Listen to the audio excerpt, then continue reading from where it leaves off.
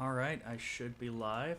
I'm sorry about this electronic noise. I'm trying to figure out what it is exactly. I have reset up my entire studio in the past couple days, but how I'm going to mitigate that while we're listening is I'm just going to have my monitor source on while I'm talking, and then while we're actually listening, I'm going to turn it off because I don't know where the music.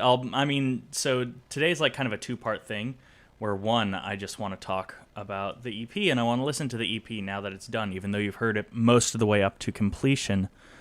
But I also really just want to kind of take the time to talk a little bit about the EP because it's different than how I've usually done things, and that's cool to me. I don't often go in this kind of route with my creativity. So let me just drop that.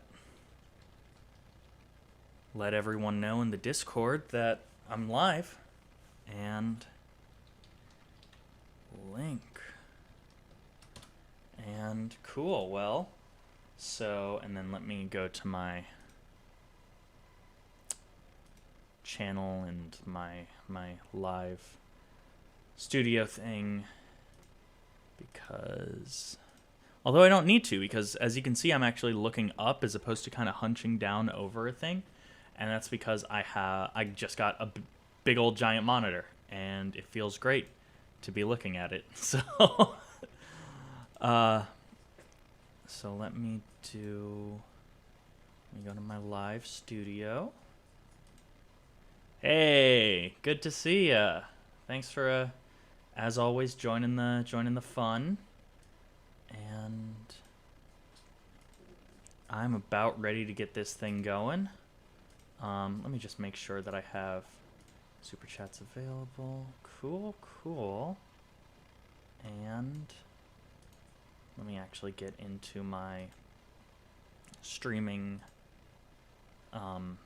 I always forget where it is. There's like a streaming homepage thing that I can go to actually like monitor my stream. There it is. It's the live control room.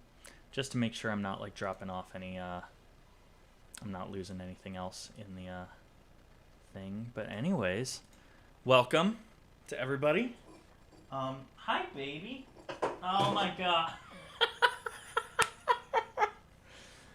Oh, we just got a new puppy, and the first thing she did in here, let me switch to this camera, is she knocked over that houseplant, and there's dirt all over. What do you have to say for yourself, ma'am? No, leave it alone. She can't be unattended, is the thing. Like, I can't not have her in the room with me right now, just because she is a puppy. But I also can't turn my back on her. So if I get up and do things, that's because someone's being a bad girl. Someone's being a bad girl. Pumpkin, let's say hi to the chat, though, before we start. Everyone say hi to Pumpkin. She is a mix of some sorts of things. Definitely a little bit of pit bull, because her mom was a pit bull, but we don't know. She was a rescue. Her mom showed up to a rescue pregnant as all hell, and so we picked up one of the babies. So she might have a little bit of lab in her as well. We don't know, but we know that she's poorly behaved but awfully cute. So anyways, let's get into listening to this. I have my new record pulled up. For those of you who didn't see any of the studio posts or the community posts or anything like that, or aren't like following me on Instagram or Twitter or whatever, I dropped a record a couple hours ago, and hey, thank you. And so we're just gonna kind of sit down and listen through it, and I'll talk a little bit about what it is and kind of why I've been happy with it. For those of you who've been following me for a while, you'll know that I haven't released music in almost 2 years. I definitely, I think 2020 was my last record drop. maybe early 21, but I'm pretty sure it was 2020. I'm pretty sure it was like mid to late 2020. Um, so it's been a minute, and that's because I have trouble like releasing music, putting out music. But something that really pushed me to get this record out there was because it is different. It's everything up till this point on this channel has been pretty much straight ambient. And then as people have been able to follow my love of techno through these live streams, and this is the end result of that. So I'll stop talking for a minute. I'll clean up some dirt that a puppy spilled, and we'll just get listening through this first track. And if anybody has any questions about anything through the listening, has any questions about inspiration or production or anything like that, let them off, and I'd love to talk more about them. So if you get that out of your mouth, let's get going. Also, let me know if you can or can't hear this. Thank you, Timer.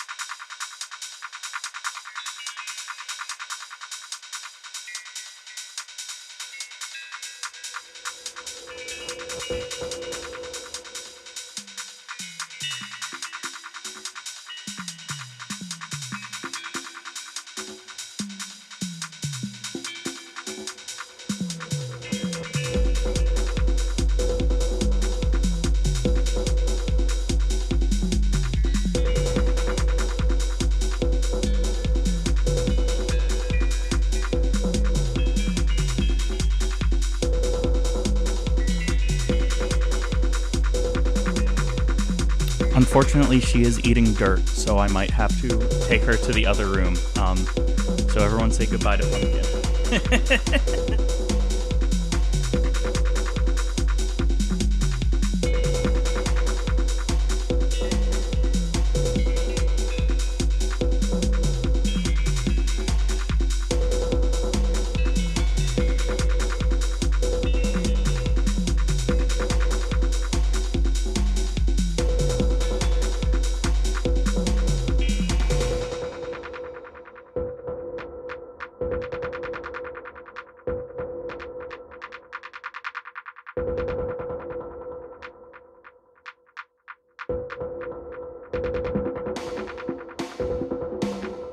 So, for those who kind of followed along the process, you've probably seen this, but I'm just going to bring it up a little bit right now. When I first started working on this track, it was so much shorter. Like, it was like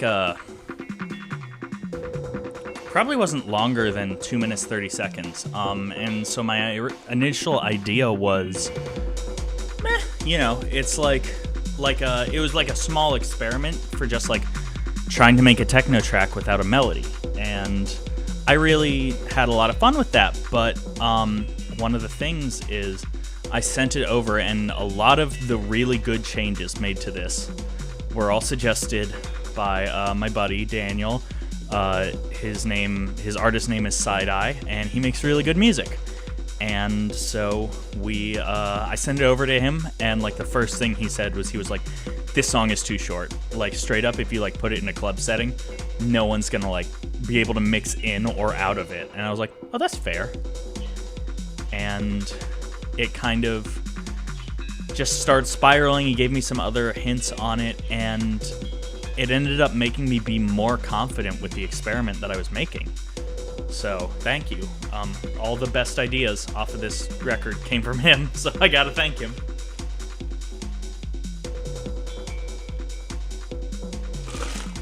Oh, man, I need that coffee.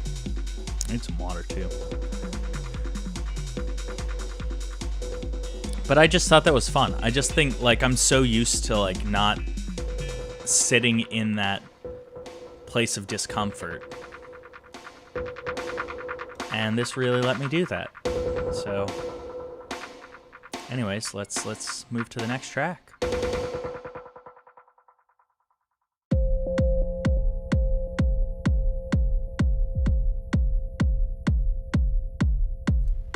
So this was the first track that I wrote for the EP, and initially how it had started was, I'm so sorry, I know you can hear her crying in the background, she's a bad dog. But initially the idea was just sort of thank you, and again, all the best ideas came from Side-Eye. He like, initially these kicks were really like soft and rounded out. My idea initially was sort of make it sound like you're outside the club, or like you're like disassociating at the club. Like make like techno songs that just sound a little uncomfortable. And again, he reached out and he was like, look, I know you're going for this idea, but if you played this actually in a club, it would just overwhelm it would just sound woofy. And so all of these kicks on this record, I want to say, are at least 2 kicks layered, and one has all the high end cut off, and it's just the low woofy sort of sub frequencies. And the other one is a kick with all the low end cut off, and it's just the high end smack. And I'm able to mix those two independently of each other, which is like, it works really, really well, and it sounds good on a lot of different systems, which my initial mixes did not. But when I initially wrote this song, had none of these vocal samples. That was all a thing that I had been kind of working with a friend for. I'm going to bring up this audio a little bit so you can hear it a little bit clearer. So what I did was I reached out to a friend of mine named Case, and I said, hey, you sing real good. Can you just sing into your Notes app? Or not Notes app, but your voice memo app. No rhythm. I do watch Ricky. He is great, and he's super inspired. A lot of just like how to use setups. Even though I kind of make a different style techno, he does more of like the traditional techno and like traditional house, and he's really good at that, and I just can't do that sort of thing, and he's really good at that, and I'm very jealous of that. And so, but I kind of take a lot of the notes he has and I put them into my own weird sort of thing. But he's great, and just like has such good advice. But what I was saying is like, and so I just told her, like, sing into the mic, don't pick your own melodies, pick your own words, pick your own rhythms. I'm just gonna have fun with it. And that's where all these vocal samples came from, was just me having fun chopping and slicing all of these vocals. Now, obviously it helps that she's a great vocalist, but it was just a lot of fun to experiment in that way.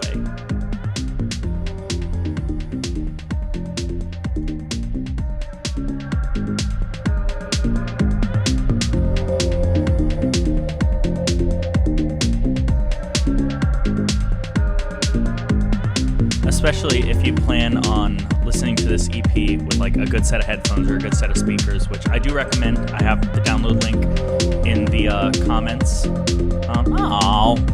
Appreciate that. I feel like I'm in good company there. but so it sort of was it was a thing where what was I saying? Oh, I lost my train of thought. It's fine though.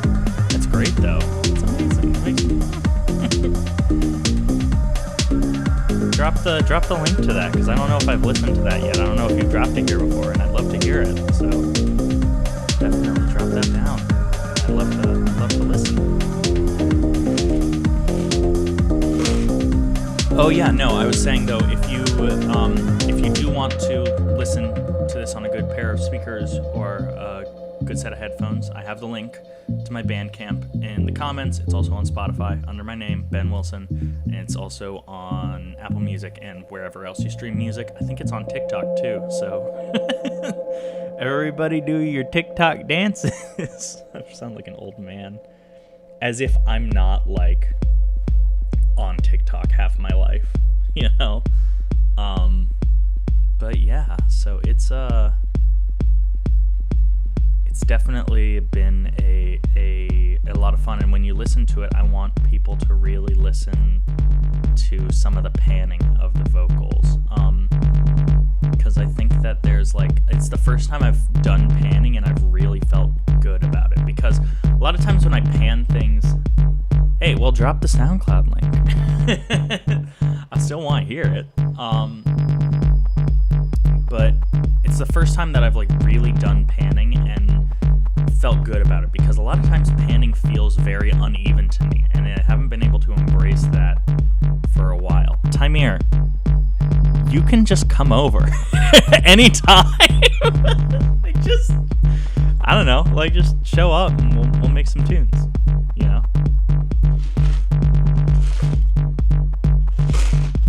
Because all of this, with a couple of sample exceptions, which were not important, it was just because I found them before I went searching for other ones, a lot of this was made with stock samples.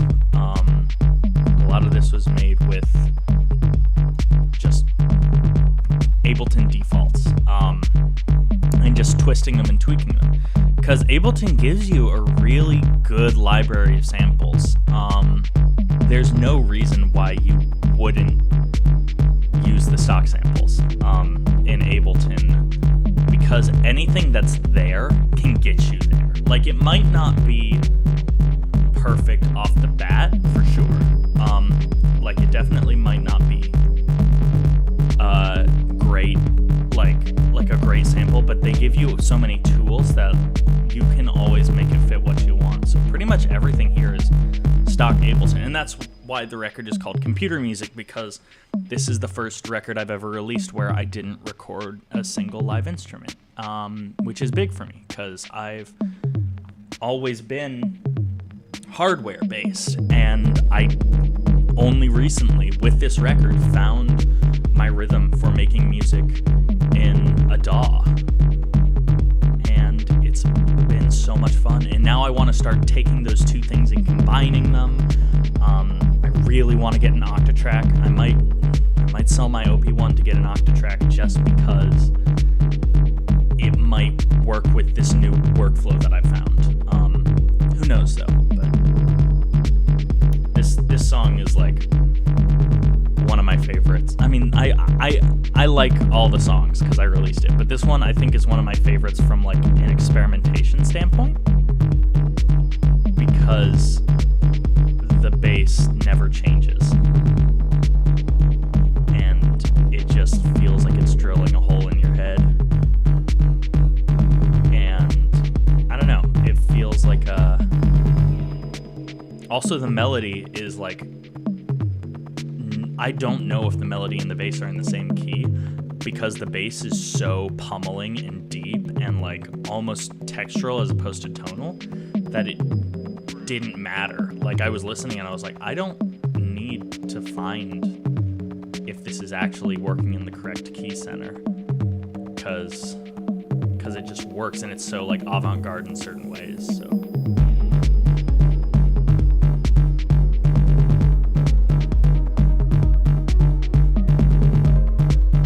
having fun with it.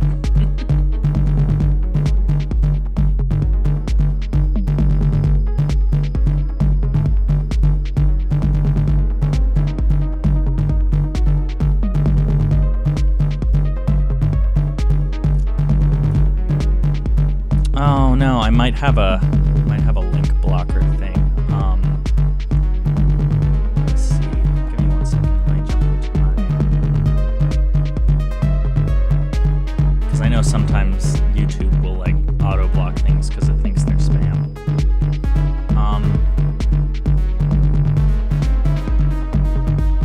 Here, just write down your artist name in the chat, and I'll find it on SoundCloud, and I'll drop it into the chat, because I don't think it'll block me if I drop it. And the EP name, and I will drop that down there.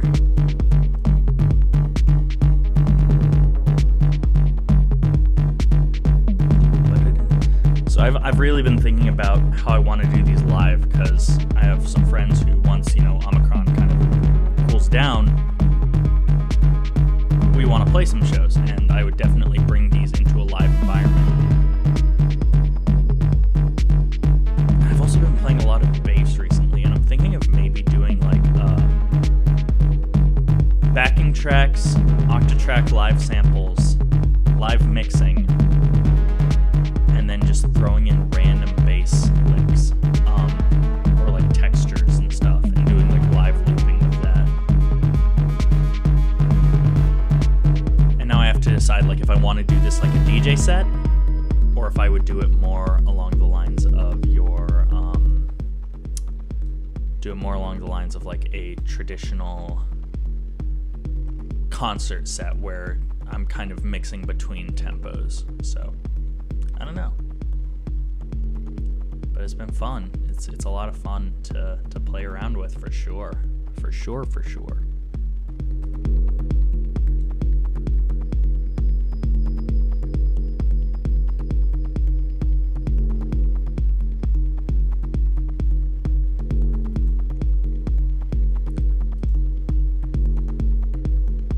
I really need to find out what the what that electronic noise is. Future Sounds Abstract.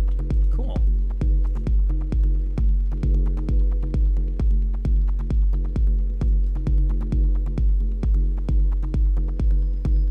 Boom.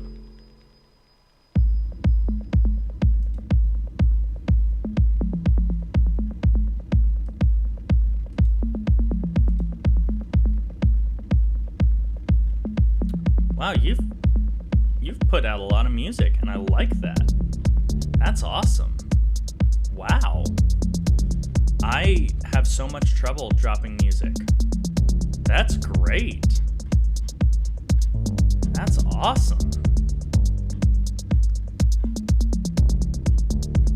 Look at that. Just going back further and further, and it just doesn't stop. That's amazing. And you have such like a consistent look with a lot of this stuff as well. Like just visually. I can't wait to listen. I've got things to go through. My God. I'm gonna drop that record in once I get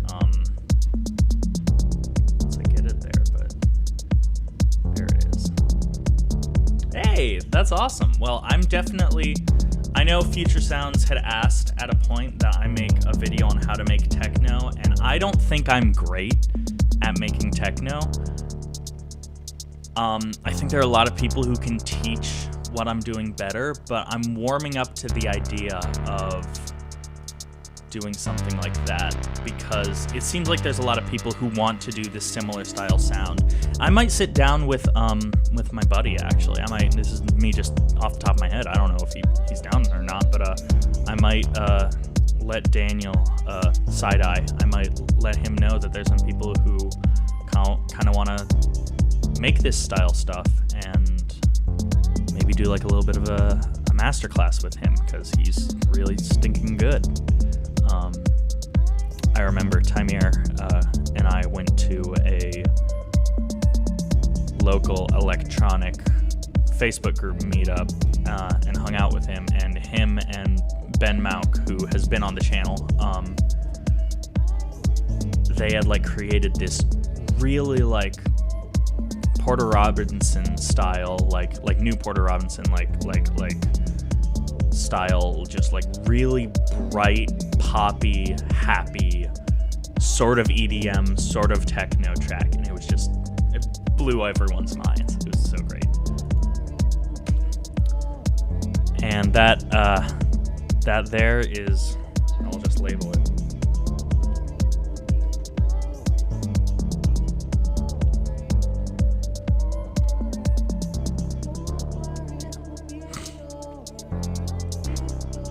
I think so too. I mean, I think that's what has drawn me to techno. I got into a little bit of an argument or debate or whatever you want to call it on TikTok, because that's all I do is argue on TikTok. But I got into a little thing because, you know, I kind of came across like the old head rock sort of thing where it was like, oh, all this computer crap sounds the same. And I was like, to a point, you're actually kind of not wrong, but not in the ways you think. A lot of people are using similar tools, and a lot of people are following similar avenues, but it's the small differences that actually make the biggest impact. And I think that's really valuable. It's a lot more of an active listening experience. So, I don't know. We're approaching the end of the EP, so I'll just let this play out before I talk a little more.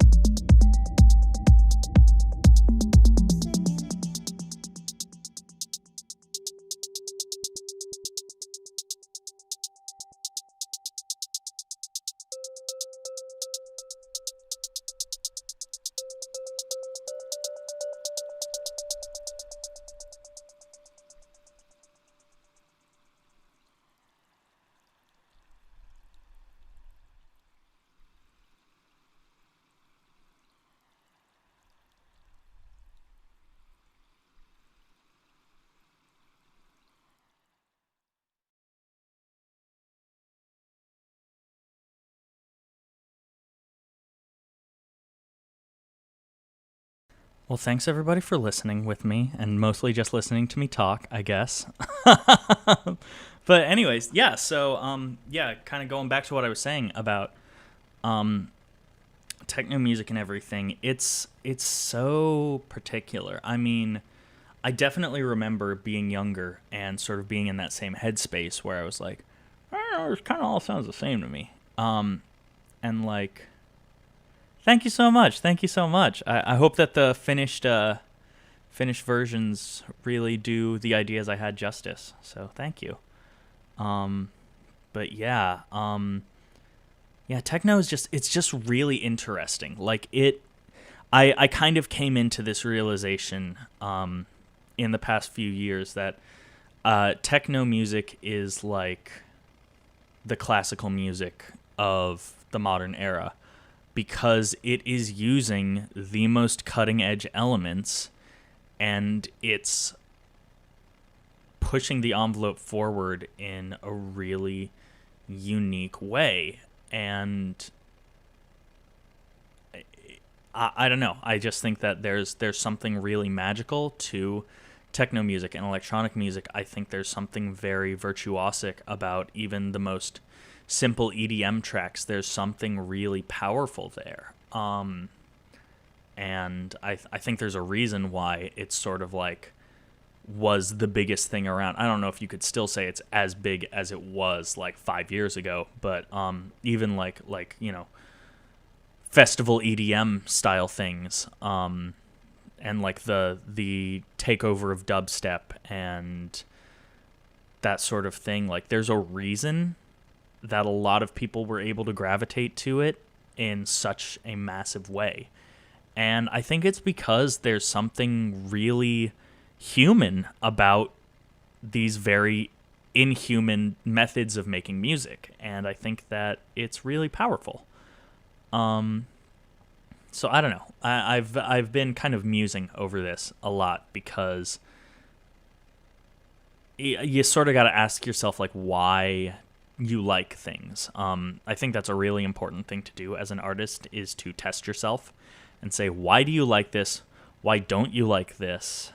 And really like sit time with the stuff that you hate, and spend less time with the stuff that you like for a little while just to understand it. And I think that really what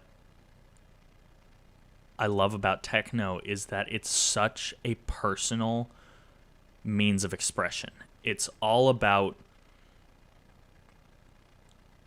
putting everything you have into something which by its nature cannot impart that same emotion that you're putting in. And that's a difficult thing to do. That's really difficult to do. And it forces you to think outside the box in how you're going to approach it. And I don't know, that's just been my experience creating it. When creating this record, I was really like trying to do that sort of like separated from the club, disassociating at the club vibe. And the reason why is because I hate large groups of people. Before pandemic, after pandemic, doesn't matter. I don't like it. But I've always been fascinated with this type of music.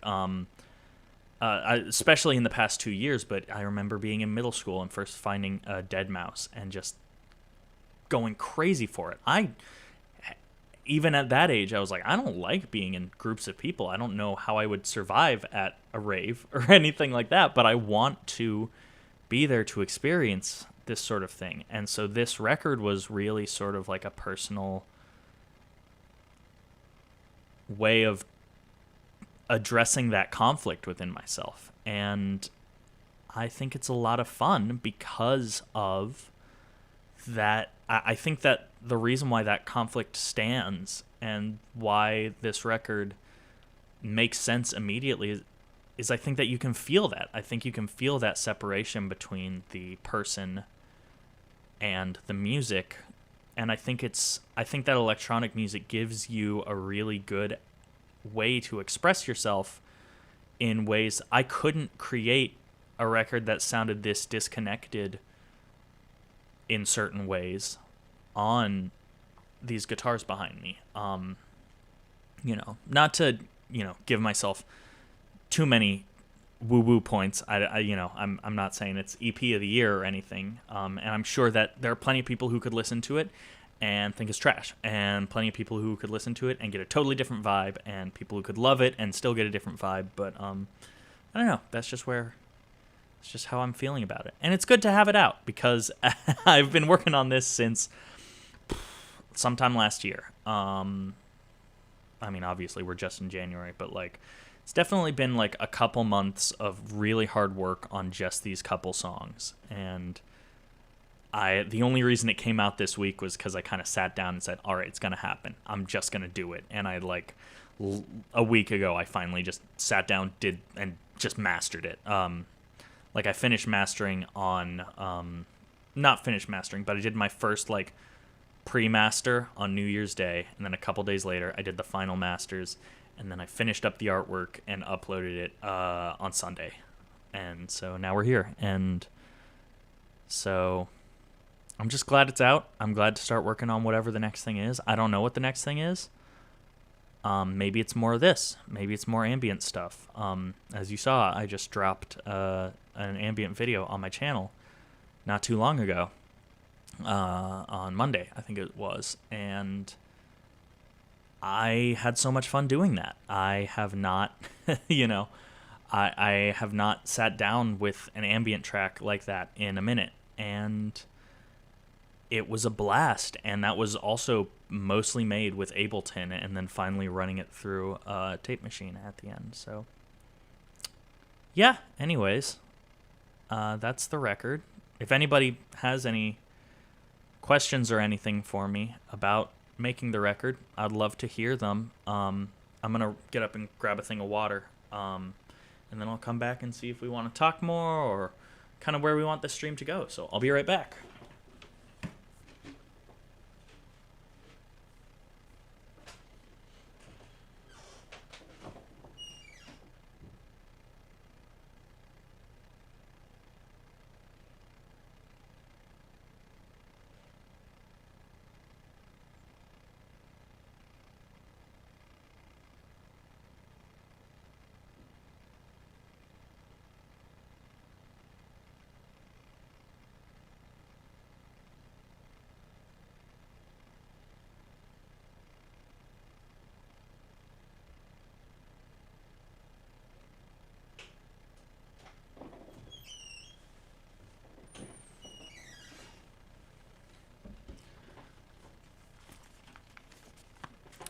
I'm at the point in my life where I know that my mustache is topping out because I can take a drink of water and leave like a substantial amount of it in my mustache. Yeah, so I did address it kind of near the beginning, but I'd love to address it a little more. This record was entirely digital audio workstation. This was entirely in Ableton, mostly with stock sounds. And that was for a couple reasons. One, I just got stuck into a rhythm, and I didn't feel like I needed to search a lot of other places. And two, it was my first entirely computer made album. I've always done as little as I can in the computer. So to not touch a piece of physical hardware during a record is actually really challenging for me. And it was, but once I got stuck into it, like, it just made sense. I suddenly figured out why people make music on the computer and how they make music on the computer and how you can feel creative on the computer, which is just a thing that, like, it just, I mean, I remember talking to all my electronic music friends, and, like, they're like, oh yeah, I just did this in Ableton. And I'm like, how did you do that? And it sort of just came together because something about the way that Ableton works, something about how the looping works, something about the drum racks making drum sequencing really easy. It just kind of started to come together. The effects in Ableton are also pretty much all the effects in here. I used a little bit of iZotope at the end just to glue it together, just a tad, but pretty much all the effects are like stock plugins. I don't really like buying plugins. I'd rather spend my money on hardware.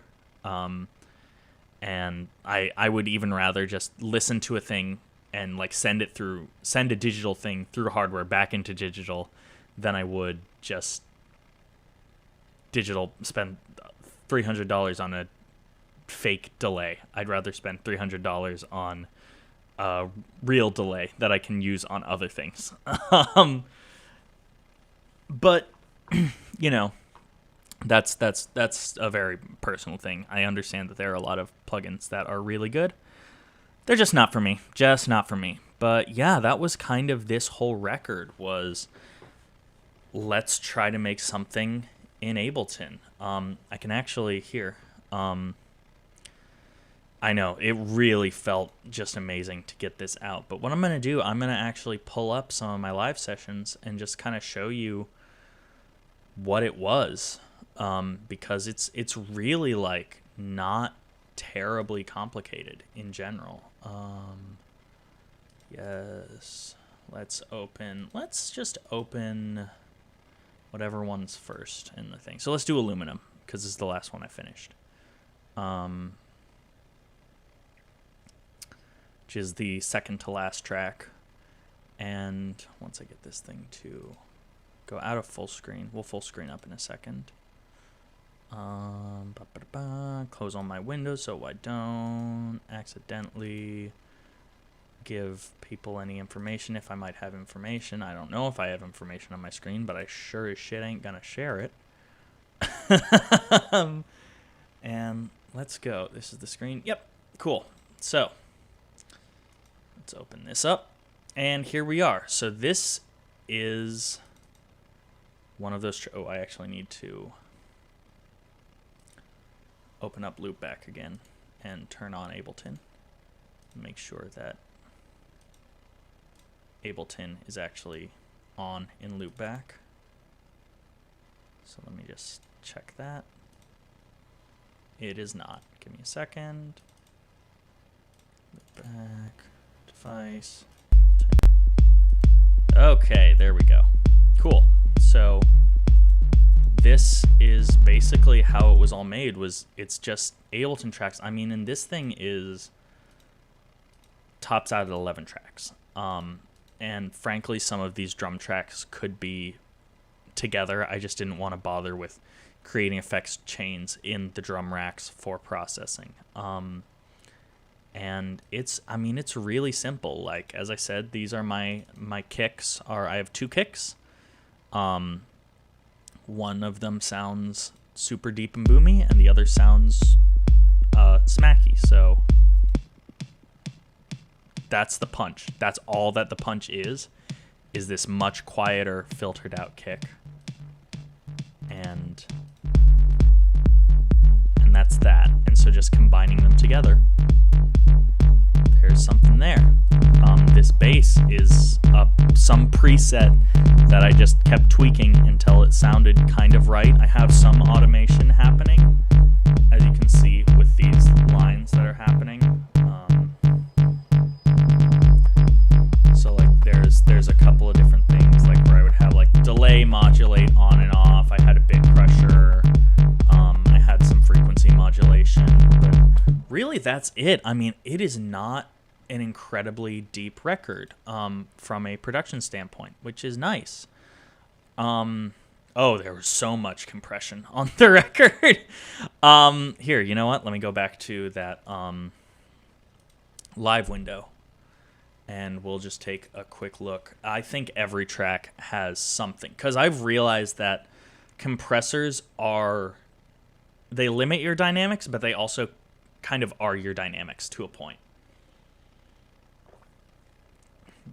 So there's a compressor everywhere on this record. So, for instance, let's go into my drum rack, and let's see, we have these EQs and everything. I want to say that I also have, so I have a drum bus, and I have the compressor part turned on. And I'm adding a little bit of drive, a little bit of boom to some specific frequencies. And I mean, just especially with layering those kicks, you want them to glue together. So without it, let me just solo this track real fast. So without it, you get this. That's without. That's with. It's giving me a lot of boom. It's giving me a decent amount of volume as well. But also what it's doing is it's really gluing the lower and the higher frequency drums together and creating a really solid kick. This has a compressor at the end because I have a bunch of different effects going, and I don't want them to overpower things. And then I'm also throwing it through a bit reductor at the end. I think these Cabasas maybe don't have a compressor on them, but they do have a saturator on them just to, again, kind of get that specific sound. But I use compressors everywhere. You'll notice I don't have a master track of anything happening right now because I did all my mastering in Logic, just because I like the Logic mastering tools that are stock there. They give you like a LUFS meter. They give you a really like simple to use limiters and compressors and stuff for your sort of final mastering, getting everything to the volume and dynamic space that you want. But there's compression all over this record. If it's not regular compression, it's saturation. And it's usually a couple layers of both of those things. So like this, what is this even? Oh, this is like I'll use compressors to bring up volume on stuff and just keep it consistent when I do like a filter sweep or something. So there is compression everywhere, and there will be compression everywhere on this record, on anything electronic, because it's just, it didn't, compression did not make sense for a really long time for me. I didn't quite get it. I really it just kind of didn't do the thing for me. And mainly it's because I was trying to hear it, and you really don't want to hear it all that much. And what I've realized is that putting a little bit of compression on everything and then putting a couple layers of light compression on the end as a master chain just to get a tiny bit of pumping, if that's what you want, it glues everything together and everything feels really comfortable in its sonic space. So I switched between Ableton and Logic. I used to be 100% a Logic user. I find it really hard to make electronic music in Logic. I don't think it's designed for that, so it just kind of doesn't make sense to me, but that's also a very personal thing. So I used Ableton for most of my mixing and my creating and my arranging and most of those effects, but then I brought it over to, and let me actually open up my mastering sessions in Logic, and we can actually get an idea of what this is going to look like at the end. Let's skip all those files. I do not care. File, open recent. And again, let's go to the mastering session for Aluminum. And I'm not going to play it because I don't feel like setting up the loopback thing. But this is what that was like. And so as you can see, again, I took off one of the compressors. I felt like it was a bit too much. But what I did, as you can see with this, let me close this one, but let me just open up everything else that I had. So I had an EQ, I had a compressor, I had that limiter, and I had this loudness meter. And this was kind of how I did everything. So really pretty basic on the EQ. I noticed that I had a lot of these super high frequencies happening, and that was a lot of the smack in the kick, actually, is I could have mixed it down a little more, but I didn't want to go back into the mixing window, so I just took it down a little bit there. So this is probably the heaviest mastering EQ that I've ever used and probably will ever use again. And then just my compressor, I can't say it right. It's pretty light. I'm barely moving that needle. I'm just I'm doing a little bit of makeup gain. I'm just using it to bring up the output just a tad, just to smooth out some of the dynamics. This is a pretty compressed sounding song as it is. You can see that for most of the parts where the actual song is playing, the loudness range is within 2 or 3 decibels, and it's pretty consistent there.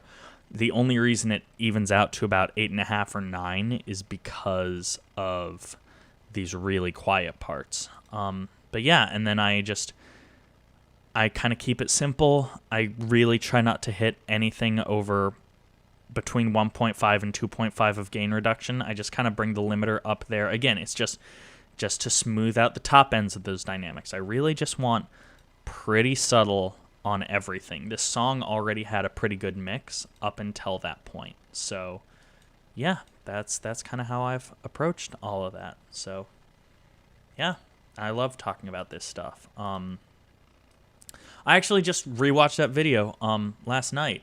I just rewatched that because even as a person who just makes an entire record, there's always more you can learn about compression. And even if you kind of understand what he's saying, you keep on going back to that video and you're like, oh, that's what happened. Oh, that's what he said. Oh, now I hear that better. Oh, I've experienced that. So yeah, it is really just a feel thing, and you want to use as light of a touch as you can, unless you are making like dubstep or like really aggressive clubhouse, and you don't want anything to get in the way of that kick. That's when you really go ham on the compression. Now, volume consistency, that's a mastering thing, and really it just comes down to spending hours and hours tweaking tiny, tiny little dials to hit similar numbers all the way across your thing. Eric, it's the story of anybody, in my opinion, who started off playing not electronic instruments, always starts with Logic because it's really good for its price. And then any of them who start trying to make electronic music move to Ableton because it just can't do it. But yeah, so consistency on the track, that's where this stereo out, this loudness meter in Logic comes in handy. Now, there are free Logic meters. If you do not use Logic, there are free downloadable plugins, and I could have used one in Ableton. I just did not feel like doing that. And I also like kind of separating my mix from my master. So That's why I do all my mastering over here. But really what it comes down to is you want to mix your song with little bits of compression so that it's pretty dynamically consistent as is, because that's going to be your first thing with volume, is making sure your song is pretty dynamically consistent. Then you're going to take it over to your master page, and what you're going to do is you're going to essentially be using your eyes a little more than your ears. And you're going to start monitoring this stuff. And you want everything to sit in a very similar dynamic range so that things feel dynamic. You basically don't want to have a super high dynamic range of like 12 plus, unless you're making like some very experimental sort of like super dynamic stuff. You really, for most electronic music, you don't want that high of a dynamic range, because you're gonna kind of lose some of the spice in what you're doing, and you want everyone to be able to hear those little subtleties.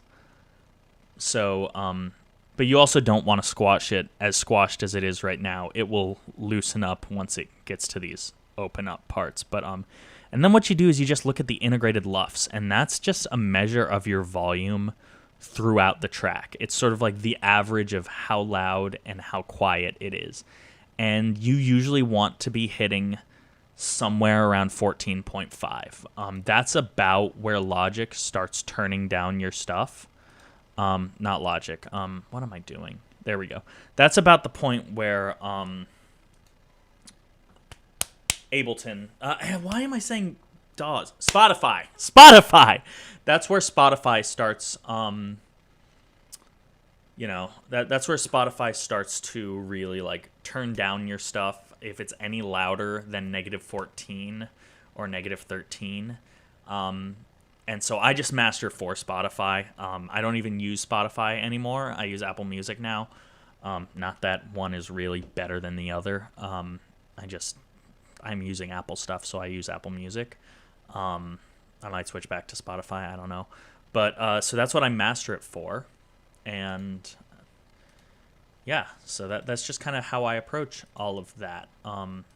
So it's really like, mainly it's about like creating everything and then taking it into the master and either using gain if your track is too quiet to bring it up to a similar thing and then using light compression, or it's about using, turning it down and then using a limiter to really smooth out that top end. And it's usually a combination of all of them. Mastering is hard. This is my first time I've ever been happy with my mastering work. And it's difficult. It's really a specific approach.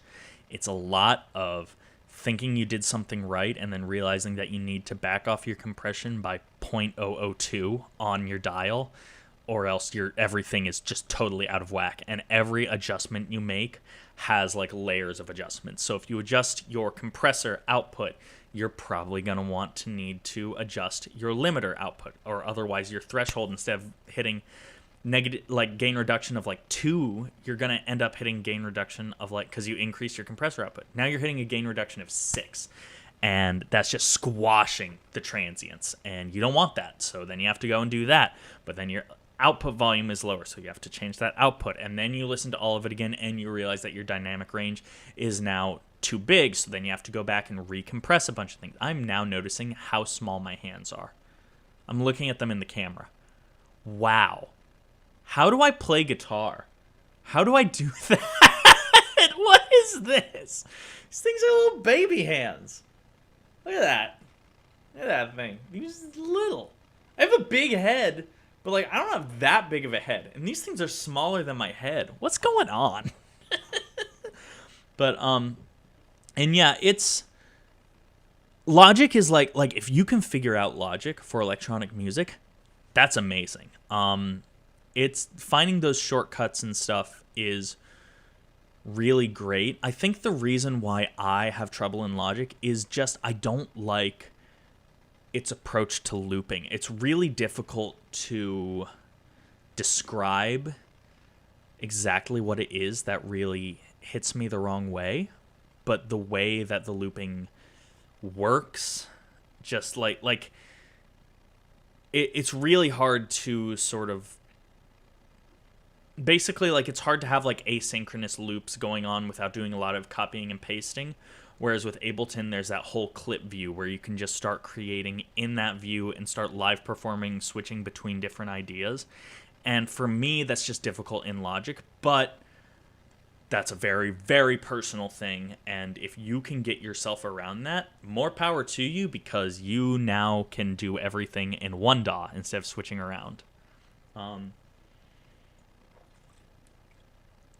Yeah, no, I mean, it's totally natural to want to do them both at the same time, because when you're listening to your mix, you kind of want to be able to listen to it on a bunch of different things off the bat.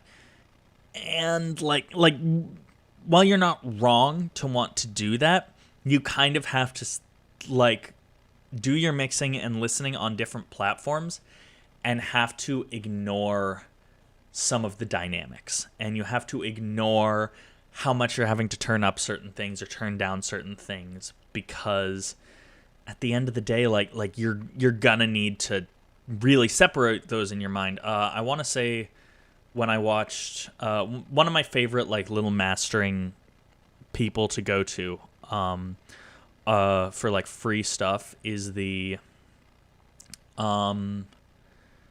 It's Jeremy from Red Means Recording. He has a couple videos on mastering, and specifically his video where he's like, I'm mastering, but like this is not a mastering tutorial, is really good, because it is not a mastering tutorial. It's more just talking about kind of why he does it. And he really takes a really good approach to it, and that's just a really great video to kind of start you off as to why separating mastering from mixing ends up being important, because it lets you be a lot more creative. And also, if you send off your tracks to a mastering engineer, you're sending them stereo files. You're not sending them anything to mix. You're sending them a finished mix, and they are just doing what they do on the back end. And that's scary as all hell, but it makes you want to work harder in your mix to give them the best end product. Mastering shouldn't be to fix any mistakes. Mastering should be an enhancing procedure. It should expand upon the stuff that you like, not reducing the stuff that makes it worse. That should all be done in the mixing. Which is hard, again, because it takes a lot of patience to get through Mix Revision 17, and you've bounced it out with mix, I think, final number 3.2.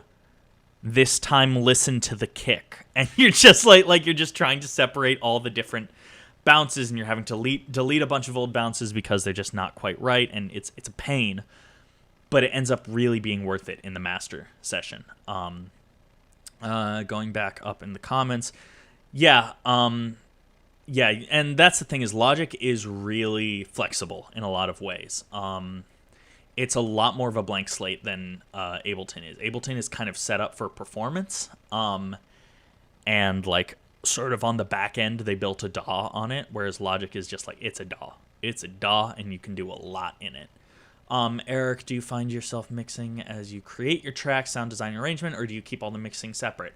Now, mixing and writing, they kind of do go hand in hand for electronic music. For non-electronic music, they're very separate. Because if I'm writing something, I'm generally kind of like coming up with all the ideas and like building into it. And so I'm just like, I'll just kind of record a bunch of things, and then I'll mix it to get the idea of whether or not it works. But with electronic stuff, it is very combined. I keep them a little separate, but like, I mean, there's only a point where you can keep that separate, because if you really want to keep it a little bit together, because what you do is like if you drop in a kick and that kick just doesn't sound right in the context of what you're doing, I don't like working with placeholders. Like I can't do that. I can't mentally do that. It has to sound pretty right.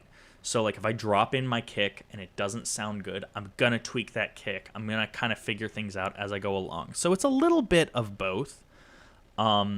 It's really like a per song basis as well. Most of these tracks I was mixing and mastering and arranging all at the same time, and I sent it off to people for mix notes, and they came back with mix revisions but also arrangement revisions. And so then I went back and I did the mix revisions and the arrangement revisions, and I tried those out. I listened to them and I kind of figured out what I liked and what I didn't like. So it's a little bit of a iffy thing. Release off to mastered by James Plotkin a couple years back when he sent back Blew Us Away.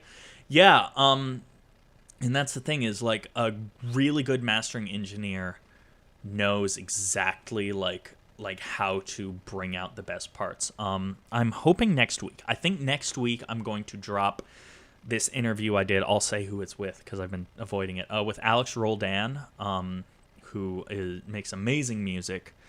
And he talks a little bit about his experience getting his stuff mastered by Taylor Dupree, who is an amazing artist, and who also works with Marcus Fisher, who's also an amazing artist, and I'd love to talk to both of them on my channel at some point.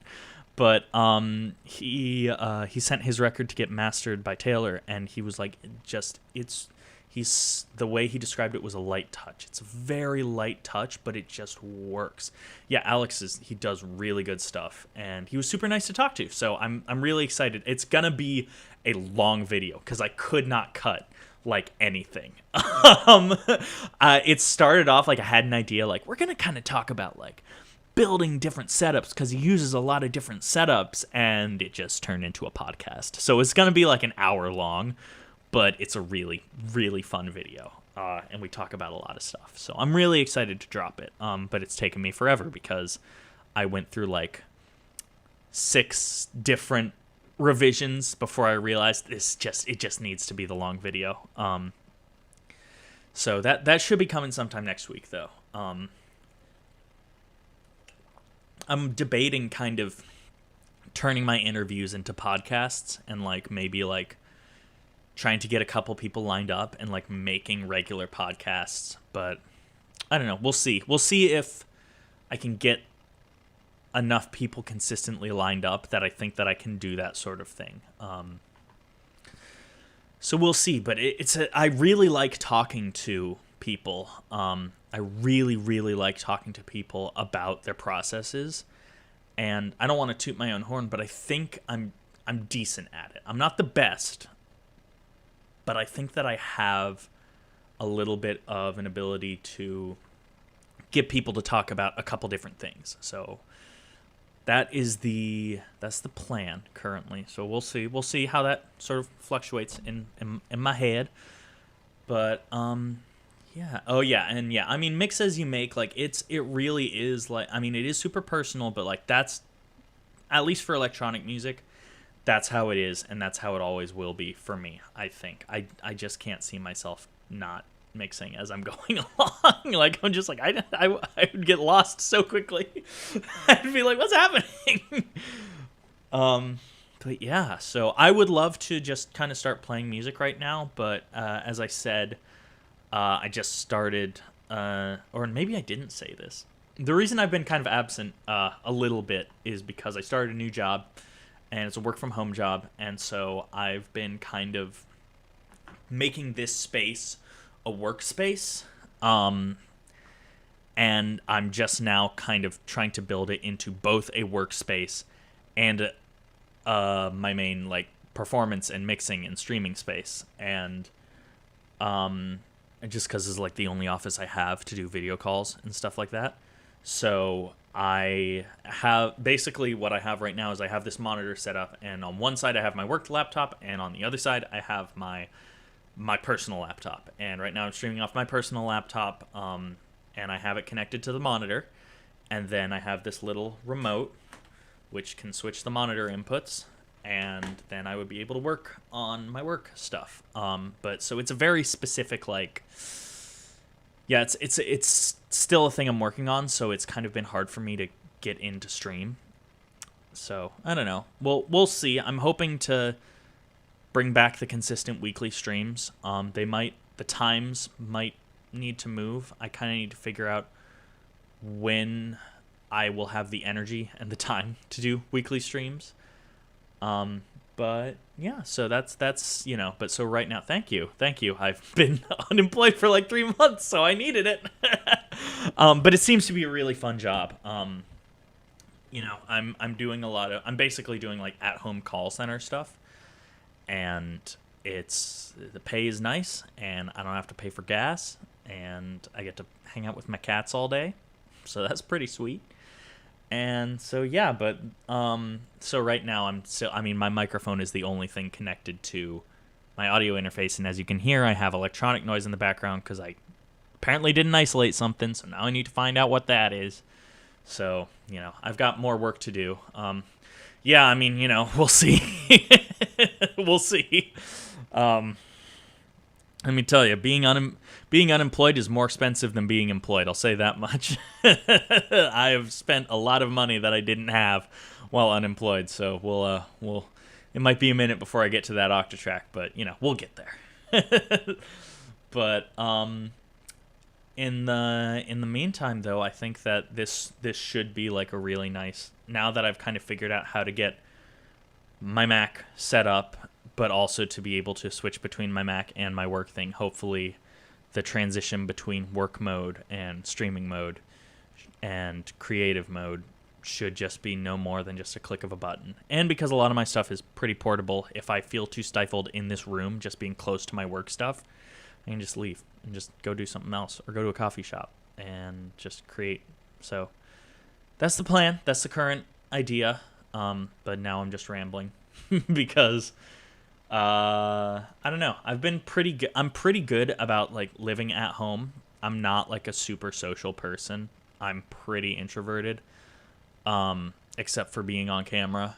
So I'm pretty comfortable with all that. But after being at home by myself and in Zoom calls for the past week and a half, I now am realizing that I do have the ability to just talk forever about things. So, we'll see. We'll see. We'll see how that progresses in the future. But right now I'm going off. But yeah, I think I'll call the stream here cuz I don't really have anything else to do. But thank you guys for listening to the EP with me. Thanks for the questions. They're great, and they're things that I clearly love to talk about, and I'm just looking forward to whatever that next step is. Hopefully I'll be seeing y'all sometime next week, at least in a stream, if not also in that video, in that interview. So I'll be looking forward to all of that. Have yourself a nice week. Have yourself a safe week if you have a job that's public facing and stuff. I know I'm looking at like my local COVID numbers, and they are pretty extreme. I want to say that we have right now something around a 30% reported positivity. Something like that for the reported tests. And and like 3 of my friends have all caught COVID this week. Some of them have had an easier time than others. And some of them have had a pretty like simple, mostly asymptomatic. But then I have a friend right now who is struggling. She's fine as far as we know, but she's still not having a great time. So just be safe out there. If you're out public facing, just keep yourself safe, keep yourself careful. I definitely want only good things for everybody. So hope you all have a great one. Hey, well, so definitely hope you enjoy the EP. Hope you enjoy listening to it on headphones. And yeah, you guys have yourself a wonderful week. And I'll be seeing y'all soon. Bye-bye.